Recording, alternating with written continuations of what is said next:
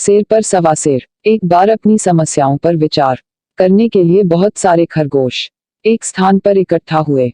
एक खरगोश ने कहा, हम सभी जीवों से अधिक सुंदर हैं। हमें खूंखार जानवर पशु पक्षियों से हमेशा अपनी जान का खतरा बना रहता है। हमसे कोई भी नहीं डरता, लेकिन हम सबसे डरते हैं। मनुष्य भी हमारा मांस खाने में कभी नहीं हिचकिचाते। हमें अपने जीवन का पल पल खतरा बना रहता है। दूसरे खरगोश ने कहा, हाथी तो हमारा मांस नहीं खाते, लेकिन उनका शरीर इतना बड़ा है कि सैकड़ों खरगोश भाई हाथी के पैरों के नीचे कुचलकर मर जाते हैं। तीसरे खरगोश ने कहा, भाइयों, इस संसार में केवल शक्तिशाली ही जीवित रह सकते हैं। हम जैसे दुर्बल और छोटे जीवों का इस संसार में रहना बहुत मुश्किल है। मेरे विचार से तो हमारी समस्या का कोई समाधान नहीं है।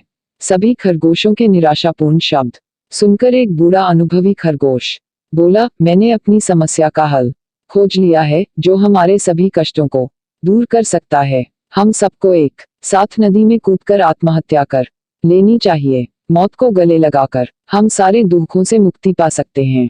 बूढ़े खरगोश की बात सभी खरगोशों को बहुत पसंद आई। वे सब इकट्ठा होकर आत्महत्या करने के लिए एक नदी के किनारे चले गए।